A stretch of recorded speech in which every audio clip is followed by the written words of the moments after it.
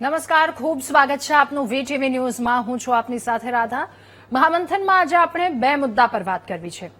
હવે આપણે ગુજરાતીઓ એટલે અમેરિકા જઈને ત્યાં ભણવાનું અથવા તો ત્યાં નોકરી કરવાની અને વસવાનું, આ ગુજરાતીઓ મોટા ભાગના ગુજરાતીઓનું એક સપનું છે. પરંતુ હવે એ થોડું મુશ્કેલ થવા જઈ રહ્યું છે. એના વિશે વાત કરીશું, પરંતુ એની પહેલા વાત કરવી છે સુરતની હોસ્પિટલની જે બેદરકારી સામે આવી છે. એક ડોક્ટર કે જેમણે આપઘાત કર્યો. હવે ડોક્ટર બનવાનું સપનું લઈ મેડિકલ કોલેજમાં પ્રવેશેલી એક જિંદગી, જે જગ્યાએ જ્ઞાન, સેવા અને માનવતા એમને શીખવાની હતી, ત્યાં રેગિંગ અને માનસિક દબાણના કારણે એ રેસિડેન્ટ ડોક્ટરની જિંદગી જ હારી ગઈ. ડોક્ટર બનવાનું સપનું લઈ સુરતની નવી સિવિલ હોસ્પિટલમાં 30 વર્ષીય રેસિડેન્ટ ડોક્ટર હર્ષ પંડ્યાનું દુઃખદ મૃત્યુ થયું. આ માત્ર એક પરિવારની કરુણ ઘટના નથી કે પછી તપાસમાં સામે આવેલા એ રેગિંગના આરોપોને મેડિકલ શિક્ષણ અને હોસ્પિટલ તંત્રની કાર્યપદ્ધતિ સામે આ જે આપઘાત છે, આજની આ સુરતની જે ઘટના છે, એને સવાલો ઉભા કર્યા છે. મૂળ મોડાસાના હર્ષ પંડ્યા ફિલિપાઇન્સથી MBBS પૂર્ણ કર્યા બાદ ભારતમાં નોકરી કરતા હતા. છેલ્લા 6 મહિનાથી સુરત સિવિલમાં માઇક્રોબાયોલોજી વિભાગના પ્રથમ વર્ષના PG રેસિડેન્ટ તરીકે અભ્યાસ કરતા અને 9 ઓગસ્ટે સિવિલના બોયઝ PG હોસ્ટેલમાં એમના રૂમમાં આત્મહત્યા તેમણે કરી લીધી. શરૂઆતમાં તો એ વાતનો, એ ચર્ચાનો વિષય બન્યો કે હર્ષે આવું પગલું શા માટે ભર્યું હશે, શું કોઈ દુઃખ હશે, આવી બધી વાતો શરૂઆતમાં થતી હતી. પરંતુ એમના પિતાની ફરિયાદ બાદ રેગિંગના આક્ષેપોને લઈને તપાસ કરવામાં આવી અને એન્ટી રેગિંગ સ્ક્વોડના તારણોએ સમગ્ર કેસને વળાંક આપ્યો. આ તપાસમાં 4 સિનિયર રેસિડેન્ટ ડોક્ટર કે જેઓ હર્ષને ત્રાસ આપતા હતા. અહીંયા ચોંકાવનારી વાત તો એ છે કે 4 સિનિયર ડોક્ટરમાંથી 3 મહિલા ડોક્ટર છે. ડોક્ટર નિરાલી વસાવે, આ ચારેયના નામ હું લઉં છું. ડોક્ટર નિરાલી વસાવે, ડોક્ટર અનુજ મહેશ્વરી, ડોક્ટર દીક્ષિતા ઘેવરિયા અને ડોક્ટર હિના ભૂત, કે જેઓ મૃતક ડોક્ટરને રેગિંગ કરી, ગાળો આપી, અમે તમારા બોસ છીએ, તમે અમારા સ્લેવ છો, તમે અમારા નોકર છો, આવું કહી અને કલાકો સુધી એક રૂમમાં ગોંધી રાખતા હતા, એમને માનસિક ત્રાસ આપતા હતા. અને એમની સામે FIRની કાર્યવાહી પણ હવે થવાની છે. માઇક્રોબાયોલોજી વિભાગના વડા સહિત 4 ફેકલ્ટી સભ્યોને પણ શોકોઝ નોટિસ આપવામાં આવી છે અને કોલેજ કાઉન્સિલે એન્ટી રેગિંગ કમિટીના રિપોર્ટને સર્વાનુમતે મંજૂરી આપી રાજ્ય સરકારને સત્તાવાર અહેવાલ પણ સોંપ્યો છે. આરોગ્ય મંત્રી પ્રફુલ્લ પાનસેરિયા, કે જેમણે પણ આ મામલે કડક વલણ અપનાવી 24 કલાકમાં તપાસ પૂર્ણ કરાવી રેગિંગ કરનાર તબીબોને સ્પષ્ટ ચેતવણી આપી છે કે આવું વર્તન એ તાત્કાલિક બંધ થવું જોઈએ. ગુજરાતની એક પણ શાળા કોલેજમાં આવું વર્તન ન થવું જોઈએ. હવે સવાલ એ છે કે શું 4 તબીબોને સસ્પેન્ડ કરવાથી જવાબદારી પૂરી થઈ જશે? એ એમના જે તે ત્યાંના પ્રોફેસર હતા, એમના વિરુદ્ધ કાર્યવાહી કરી લીધી, એમને શોકોઝ નોટિસ આપી દેવામાં આવી. પરંતુ પહેલી વાર તો તરત જ આ ઘટના નહીં ઘટી ગઈ હોય ને, એના ક્યાંક બીજ રોપાયા હશે, એના સ્ટેપ હશે, રજૂઆત કેટલાક વિદ્યાર્થીઓ દ્વારા કરવામાં આવી હશે. તો કાર્યવાહી શું? એમણે કેમ ધ્યાન ના આપ્યું? શું માત્ર કમિટી, નોટિસ, સસ્પેન્શનથી મેડિકલ કેમ્પસમાં એ રેગિંગનો અંત આવી જશે? રેગિંગ એ કોઈ સિનિયર અને જુનિયરની મજાક નથી. જ્યારે સત્તા, અપમાન, ધમકી અને માનસિક દબાણની હદ વટે છે, ત્યારે ગંભીર હેરાનગતિ બની જાય અને એક વ્યક્તિ પોતાના જીવ દેવા પર આવી જાય છે. જે હોસ્પિટલમાં દર્દીઓના જીવન બચાવવાની તાલીમ આપવામાં આવે છે, એ જ હોસ્પિટલમાં જો રેસિડેન્ટ ડોક્ટરે પોતાને અસુરક્ષિત અનુભવે તો આ સમગ્ર વ્યવસ્થા પર સવાલો ઉઠે છે, ને બહુ ગંભીર સવાલો ઉઠે છે. રેગિંગના નામે કોઈ ગાળો આપવાનો કે પછી કોઈને પણ અપમાનિત કરવાનો કે માનસિક રીતે તોડવાનો અધિકાર કોઈ પણ સિનિયર ડોક્ટરની પાસે નથી. અને એક ચોંકાવનારો આંકડો એ પણ છે કે 34-24% જેટલા ઇન્ડિયામાં જે કિસ્સાઓ રેગિંગના થઈ રહ્યા છે, એ મેડિકલ અને એન્જિનિયરિંગ આ બંને ક્ષેત્રમાં આટલા કિસ્સાઓ વધી રહ્યા છે. એટલે જે ફરિયાદો નોંધાઈ રહી છે, આટલો કડક કાયદો છે, તો કડક કાયદો એ શું માત્ર પેપર પરનો જ છે? હજુ પણ કેટલાક સિનિયર ડોક્ટર એવા છે કે જે એમને માનસિક રીતે ત્રાસ આપે છે, શારીરિક રીતે ત્રાસ આપે છે.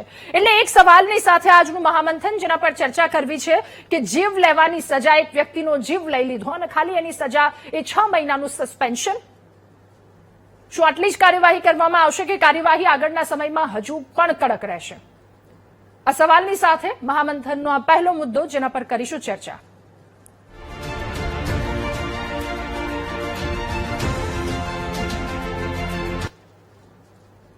ખરેખર એક વ્યક્તિનો જીવ ગયો છે, એક ડોક્ટરનો જીવ ગયો છે, અને જે રીતે પહેલા કીધું કે સિનિયર જુનિયરની આખી જે વાત છે એ રેગિંગ એ કોઈ મજાક નથી.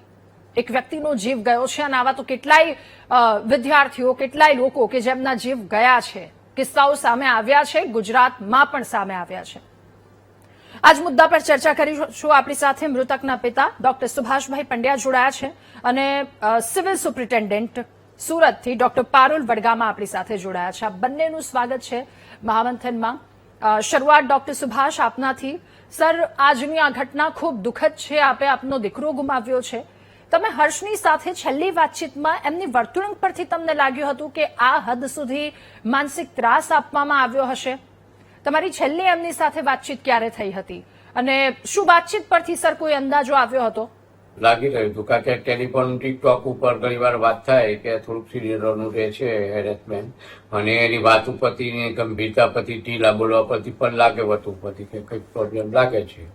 સર, ડોક્ટર હર્ષે ઘરે રેગિંગ કે પછી માનસિક ત્રાસ આપવામાં આવે છે આ અંગે ક્યારેય વાતચીત કરી હતી?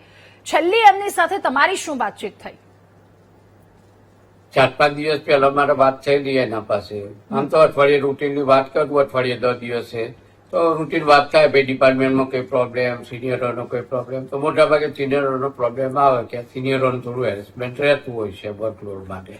ઓકે, સુભાષભાઈ, શું આ અંગે હર્ષે રેગિંગ કે ત્રાસ અંગે હોસ્પિટલ મેનેજમેન્ટ, ડીન કે પછી એન્ટી રેગિંગ કમિટી ક્યાંય પણ અગાઉ લેખિત કે મૌખિક રીતે રજૂઆત કરી હતી? અને જો કરી હતી તો શું એના પર કોઈ પગલાં લેવાય? નથી, પણ એ લોકોની જોડે જે લોકો ટોટલી 10 રેસિડેન્ટ છે ફર્સ્ટ યરના, એ લોકો જયારે અમારો બનાવ બન્યો ત્યારે અમે ડીન અને સુપ્રિન્ટેન્ડન્ટ અને ડિપાર્ટમેન્ટ હેડને મળવા ગયા ત્યારે આ 10 જણાએ રજૂઆત કરેલી કે ભાઈ આવું અમને છેલ્લા 3-4 મહિનાથી હેરેસમેન્ટ ચાલે છે.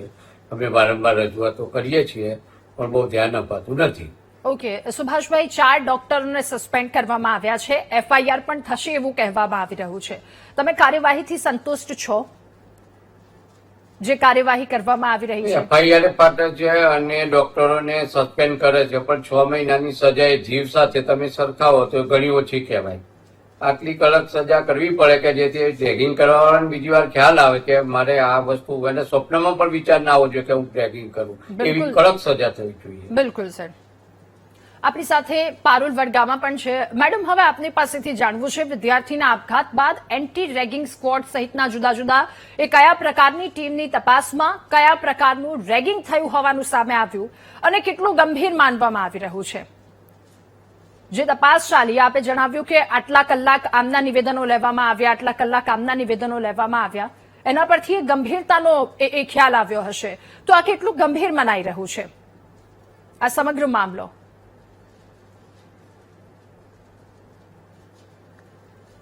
મેડમ, અવાજ આવી રહ્યો છે? મારો સવાલ આપને એ છે કે વિદ્યાર્થીના આપઘાત સિવિલ હોસ્પિટલ ખાતે કાલે ખૂબ જ દુઃખદ ઘટના બની છે કે અમારા માઇક્રોબાયોલોજી ડિપાર્ટમેન્ટના રેસિડેન્ટ જે R1 હતા ડોક્ટર પંડ્યા, એમનું કાલે મૃત્યુ થયું છે અને એમને આપઘાત કર્યો છે. અને અમને બહુ શોક લાગ્યો છે કે એમને ગળા ફાંસો ખાઈને આપઘાત કર્યો છે. કાલે સવારે જ્યારે અમે રાઉન્ડ્સ લેતા હતા ત્યારે અમને આ ઇન્ફોર્મેશન મળી. હું ને અમારા ડીન સાહેબ ડોક્ટર જયેશ બ્રહ્મભટ્ટ સાહેબ તરત જ સ્થળ ઉપર જતા રહ્યા અને અમે જોયું કે આ રીતે મૃત્યુ થયું છે.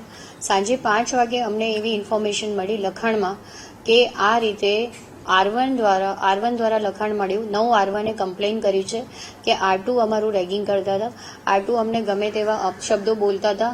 R2 એટલે સેકન્ડ યર રેસિડેન્ટ ડોક્ટર જે માઇક્રોબાયોલોજી ડિપાર્ટમેન્ટમાં છેલ્લા 10 દિવસથી એમને ગમે તેમ વર્તન કરતા હતા, એમની સાથે ઇન્સલ્ટિંગ બિહેવ કરતા હતા.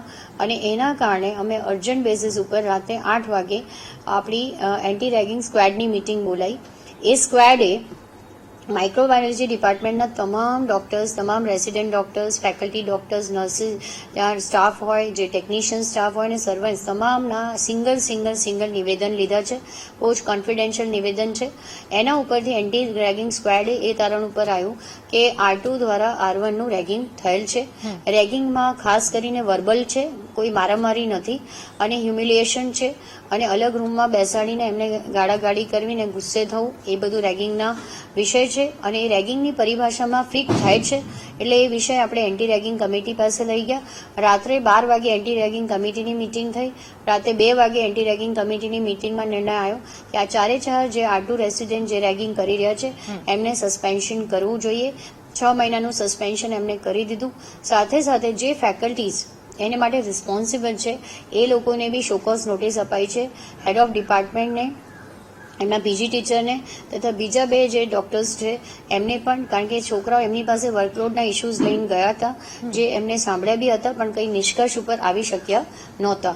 તો મને લાગે છે એના પછી તમામ HOD સાથે મિટિંગ થઈ, કોલેજ કાઉન્સિલ કહેવાય એને, કોલેજ કાઉન્સિલમાં બી આ જ નિર્ણયને પાસ કરવામાં આવ્યો છે.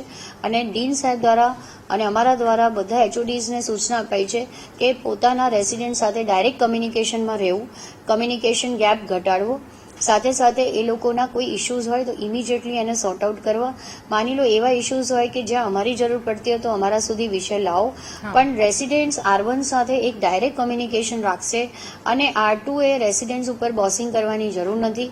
R3 અને R2 ને R1 નો કઈ રીતે સુમેળ થઈ શકે ડિપાર્ટમેન્ટમાં એ જોવાની જવાબદારી તમામ ફેકલ્ટીઝની છે અને HODની પણ છે. તો આ રીતની તમામ સૂચનાઓ આપવામાં આવી છે. સવારે 5 વાગે અમારો રિપોર્ટ રેડી થયો અને અમે સવારે ગાંધીનગર ADMEમાં અમારા સચદે સાહેબના ગાઈડન્સમાં એ રિપોર્ટને મેલ કર્યો છે. અને માનનીય મંત્રીશ્રી દ્વારા બી અમને એ જ સૂચના હતી, હેલ્થ મિનિસ્ટર શ્રી દ્વારા, પ્રફુલભાઈ પાનસેરિયા સાહેબ દ્વારા એ સૂચના હતી કે 24 કલાકની અંતર્ગત આ રિપોર્ટ આપી જ દેવાનો છે. અને એમને બી સાંત્વના વ્યક્ત કરી છે ડેથ જેની થઈ રેસિડેન્ટ એની માટે. અને અમે અમારો રિપોર્ટ 12 કલાકમાં સબમિટ કરી દીધો છે. રાતે 8 વાગે રિપોર્ટ ચાલુ થયું કમિટી, અને સવારે 5 વાગે અમે રિપોર્ટ મેલ કરી દીધો છે. તો આ રીતનું ત્વરિત કામગીરી સુરત સિવિલ અને ગવર્મેન્ટ મેડિકલ કોલેજ દ્વારા કરવામાં આવી છે. એની સાથે સાથે આજે FIR પણ કરવાના છે, ઇન્સ્ટિટ્યૂટ દ્વારા આજે FIR પણ થશે. અને આગળ જે પોલીસ કાર્યવાહી થશે એમાં અમે સહયોગ આપીશું. અને સાથે સાથે આગળ જે પણ ખુલાસો માંગીશું, અને જો ફેકલ્ટી ઉપર કોઈ ફ્યુચરમાં એક્શન્સ થશે તો એ પણ કરતા રહીશું. તો આ રીતની આખી વાત થઈ છે, જો ગંભીર બાબત છે. સુરત સિવિલ બિલકુલ બી ટોલરન્સ બતાવવાનું નથી. જે રીતે 10 કલાકમાં અમે એક્શન લીધી છે તો ફ્યુચરમાં કોઈ રેગિંગ થશે તો ટર્મિનેશન સુધી બી વાત જશે. આ તો ફક્ત સસ્પેન્શન છે, ટર્મિનેશનના ડિસિઝન લેવામાં બી અમે ગભરાઈશું નહીં. તો આમાં પણ લેવું જોઈએ. ઓકે ડોક્ટર પારુલ, એક સવાલ કે સુરત સિવિલની હોસ્પિટલમાં રેગિંગ પછી આપઘાતથી એકનું મૃત્યુ થયું છે. હોસ્પિટલમાં રેગિંગ થાય તો સિવિલની કોઈ જવાબદારી જેવું છે કે નહીં? તમે કહ્યું કે એમને જાણ કરવામાં આવી હતી, ફેકલ્ટીએ કોઈ પગલાં નથી લીધા, તો પછી જવાબદારીને લઈને આપનું શું કહેવું છે? ગવર્મેન્ટ મેડિકલ કોલેજ સુરતની અંતર્ગત બધા હોસ્ટેલ્સ આવે છે, સુરત સિવિલની અંડર નહીં આવે. પહેલા તો એ ક્લારિફિકેશન કરું. અને ગવર્મેન્ટ મેડિકલ કોલેજની અંદર જેટલા બી હોસ્ટેલ આવે છે એમાં કંઈ પણ થાય છે તો આપણી ગવર્મેન્ટની જ મેડિકલ કોલેજની જ જવાબદારી થાય છે, પહેલી વસ્તુ. બીજી વસ્તુ, ત્યાં નહીં રેગિંગ થાય એની માટે ઘણા બધા બેનર્સ, પોસ્ટર્સ, નંબર્સ બધું કર્યું જ હોય છે, ડિસ્પ્લે બી કરેલું જ છે આપણા સાહેબ દ્વારા. પણ ઘણી વખત સ્ટુડન્ટ્સ એ નંબર ઉપર કોલ કરતા નથી. એટલે અમે ખુદ એવું ઈચ્છીએ છીએ કે સ્ટુડન્ટ્સ અમને સામેથી જો જલ્દી કહી દે તો આ વિષય જ નહીં આવે. આ જ કમ્પ્લેન જે કાલે R1 અમને કાલે કરી, એ જ કમ્પ્લેન જો રેસિડેન્ટ ડોક્ટરે ગયા વીકમાં કરી હોત તો ડેફિનેટલી એક્શન લેવાઈ હોત. ઓકે. પણ આ વિષય અમને કાલે જ ખબર પડી છે, એટલે પછી આપણે કાલે એક્શન લીધી છે. ઓકે મેડમ, વારંવાર આવી ઘટનાઓ બને છે. અત્યાર સુધી તમારા તરફથી કોઈ કડક પગલાં ન લેવાયા હોય તો જ આવી આપઘાત કરવા મજબૂર થયું હોય ને કોઈ વ્યક્તિ, તો જ એ પોતાનો જીવ આપવા માટે મજબૂર થયો હોય.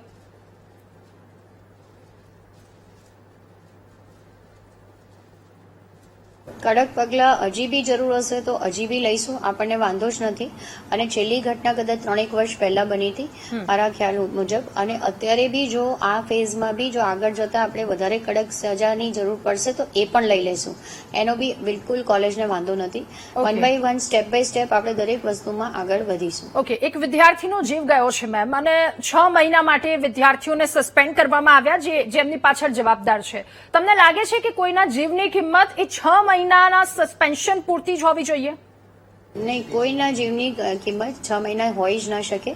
બહુ જ, હું તો કહું 6 મહિના શું 60 વર્ષ બી ના હોઈ શકે. પણ પોઈન્ટ એ છે કે અત્યારે જે વર્બલ એબ્યુઝનો કેસ છે, જો આપણે બી સજાને એક ધારાધોરણ નક્કી આપણને એનએમસીના રેગિંગ ગાઈડલાઇન્સ આપે છે. આપણે જે એન્ટી રેગિંગ કમિટી છે એ ગાઈડલાઇન્સ લઈને બેસે છે અને ગાઈડલાઇન્સ પ્રમાણે જ્યારે વર્બલ એબ્યુઝ હોય, ત્યારે વાતોચીતોમાં જ એબ્યુઝ હોય અને કોઈ મારામારી ના હોય, કોઈ ફિઝિકલ ટોર્ચર ના હોય અને 1-2 વખત બન્યું છે આવું વર્બલ એબ્યુઝ, તો એવા કેસમાં સસ્પેન્શનથી ચાલુ થતું હોય છે. અને જો એ વ્યક્તિ હજી વધારે ને વધારે ક્રાઇમ કરે કે વધારે ને વધારે એબ્યુઝ કરે તો ધીરે ધીરે સસ્પેન્શનથી આપણે ટર્મિનેશન અને હંમેશા એની ડિગ્રી બી લેવાઈ શકાય એવી રીતના સ્ટેજીસ ઉપર પણ જઈ શકીએ છીએ. પણ આ સ્ટેજમાં બીકોઝ વર્બલ એબ્યુઝ હતી એટલે અત્યારે આપણે સસ્પેન્શનથી ચાલુ કર્યું છે. ઓકે, આપઘાત કરનાર વિદ્યાર્થીના વાલી એફઆઈઆર દાખલ કરવાની માંગ કરી રહ્યા છે. પેરેન્ટ્સ, ઘટના તમારી હોસ્ટેલમાં ઘટી છે તો તમારે એ સામેની એફઆઈઆર નોંધાવવી જોઈએ જેનાથી દાખલો બેસે. રેસિડેન્ટ ડોક્ટર સામે એફઆઈઆર નોંધાવવી જોઈએ. ડીન સાહેબે આજે ઓલરેડી ડિક્લેર કર્યું છે કે ઇન્સ્ટિટ્યૂટ તરફથી એફઆઈઆર આજે થશે અને એફઆઈઆર થવી જ જોઈએ. અને એમ બી રેગિંગની ગાઈડલાઇન્સ જ છે, એનએમસીની ગાઈડલાઇન છે કે ફર્સ્ટ ઇન્ફોર્મેશન રિપોર્ટ નોંધાવવાનો હોય જ છે. એ તો કાલે રાત થઈ ગઈ હતી અને આ બધી કાર્યવાહીમાં બિઝી હતા એટલે આજે એફઆઈઆર, આજે નહીં તો કાલે એફઆઈઆર તો થઈ જ જશે. ઓકે, સરકારે નિયમો બનાવ્યા છે તેમ છતાંય રેગિંગની ઘટનાઓ ઘટી રહી છે મેડમ, તો શું એવું કહી શકાય કે કોલેજમાં રેગિંગ કમિટી અને એના નિવારણ માટે જે વ્યવસ્થા થવી જોઈએ નથી થઈ રહી અને એના કારણે આવી ઘટનાઓ ઘટી રહી છે? એકચ્યુઅલી વ્યવસ્થા તો છે અને ઘણા બધા રેસિડેન્ટ્સને નંબર બી ખબર છે, પણ મને એવું લાગે છે કે એ લોકો ખુલતા નથી. જે ઇમોશનલ શેરિંગ હોવું જોઈએ એમના કલીગ સાથે કે એમના સિનિયર સાથે કે એમના જુનિયર સાથે, એ ઇમોશનલ શેરિંગ થતું નથી. આજકાલની જનરેશનમાં આ પ્રોબ્લેમ પણ છે કે એ લોકો જલ્દી કરીને પોતાની મનની વાત કોઈને કરતા નથી. એ જનરલ બી છે. મારી દીકરીમાં બી એવું છે કે ઘણીવાર આપણે 4 વાર પૂછીએ તો બી ઘણીવાર જવાબ આપતા નથી. તો એવી રીતનું જે ઇમોશનલ શેરિંગ ઓછું થઈ ગયું છે સિનિયર્સ અને જુનિયર્સ વચ્ચે, એક ગેપ પડી ગયો છે. તો એ લોકોના એચઓડીઝ ને જલ્દી કહે છે, ઘણીવાર ગભરાય બી છે કે અમે એચઓડી ને આવું કહીશું તો રેસિડેન્ટ શું કહેશે, સિનિયર શું કહેશે. તો મારી એટલી જ વિનંતી છે કે બધાએ થોડુંક ઓપનલી શેરિંગ કરવું જોઈએ અને શેરિંગ કરશે તો નંબર ક્યાં દૂર છે. ઓકે, એક અંતિમ સવાલ. નંબર તો બધાના ટેબલ ઉપર જ છે. બધાને ખબર છે કે રેગિંગનો નંબર શું છે, એન્ટી રેગિંગ માટે કોને ફોન કરવાનો. પણ એ ફોન નહીં કરવાના જે ઇનિબિશન આવે છે એમાં 3 મુખ્ય કારણ છે કે એ લોકોને ડર લાગતો હોય કે એચઓડી પાસે જઈશું તો બીજા શું કહેશે, R2 શું કહેશે, R3 શું કહેશે. તો મને લાગે છે કે કશે ને કશે ફેકલ્ટી દ્વારા અને એચઓડી દ્વારા બી એમને પર્સનલ લેવલ ઉપર પૂછાવવું જોઈએ વારંવાર. અને ફેકલ્ટી દ્વારા બી પૂછાઈ શકે, ખાલી એચઓડી નહીં, ફેકલ્ટીઝ બી એમ પૂછે કે બેટા અલગથી મળીએ, તકલીફ નથી ને તને કઈ. અને ત્યારે રેસિડેન્ટ ખુલીને કહેવું પડે કે મને આ તકલીફ છે, તો જ આ વસ્તુ સોલ્વ થઈ શકે. અને એની માટે ફક્ત ફોર્મલ નહીં, હું ઘણીવાર મારા ડિપાર્ટમેન્ટમાં અમે લોકો સાથે જમવાનું રાખીએ છીએ, અમે લોકો સાથે પિક્ચર જોવાનું રાખીએ છીએ. તો ઇનફોર્મલ વસ્તુઓ જ્યારે તમે રાખો છો ત્યારે જ તમારી સાથે રેસિડેન્ટ ખુલી શકે. મને એક અંતિમ સવાલ આપને પૂછ્યો છે, રેગિંગ કરનાર આરોપીઓમાં મોટા ભાગના મહિલા ડોક્ટર છે, તો આ કયા પ્રકારની માનસિકતા કહી શકાય? એ 3 મહિલા ડોક્ટર છે, આ માનસિકતા વિશે આપનું શું કહેવું?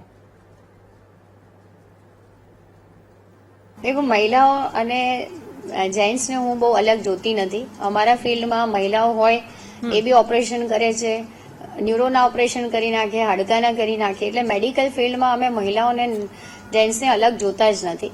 અને મહિલાઓ બી આજકાલ એટલી બધી બોલ્ડ છે ને મુફત છે કે આ બધું કરી શકે. હું એવું માનું છું કે કરી જ શકે અને કર્યું જ છે. કેસનો પુરવાર થયો છે. એટલે મહિલાઓને હું કઈ એ રીતે નથી જોતી કે આ બધું ના કરી શકે. અને કર્યું છે, ખોટું જ કર્યું છે.